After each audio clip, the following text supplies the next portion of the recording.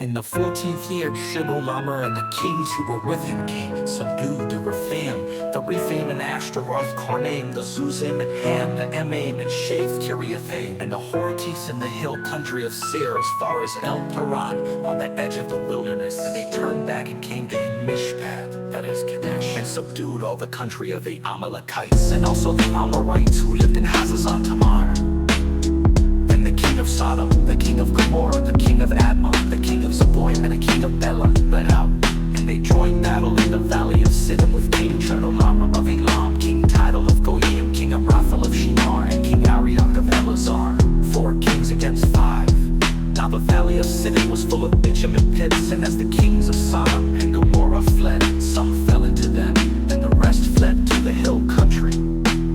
So the enemy took all the goods of Sodom and Gomorrah and all their provisions and went their way. They also took Lot, the son of Abram's brother, who lived in Sodom, and his goods, and departed.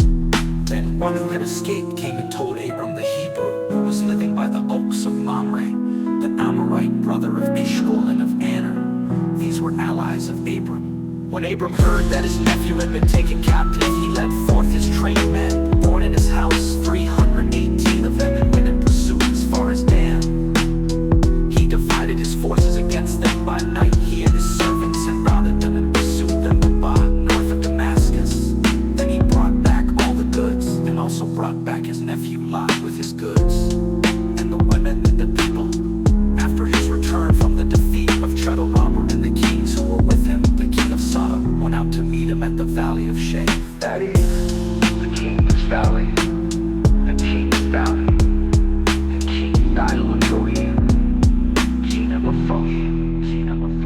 and King Melchizedek of Salem brought out bread and wine. He was priest of God Most High. He blessed him and said, "Blessed be Abram by God Most High, maker of heaven and earth. And blessed be God Most High, who has delivered your enemies into your hand." And Abram gave him 1/10 of everything. Then the king of Sodom said to Abram, "Give me the persons, but take the goods for yourself."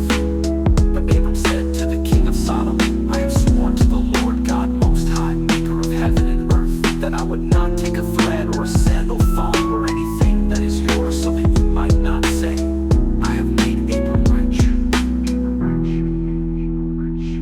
I will take nothing but what the young men have, and the share of the men who went with me.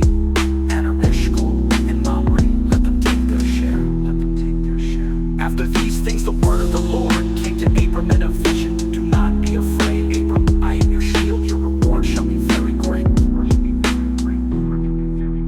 But Abram said, "O